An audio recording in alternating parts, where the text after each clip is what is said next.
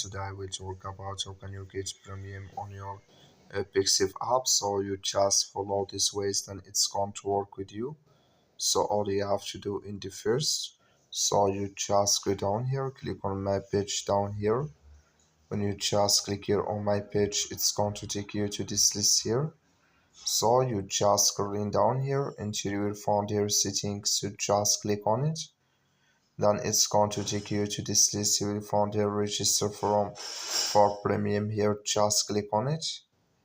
Then it's going to take you to this list here.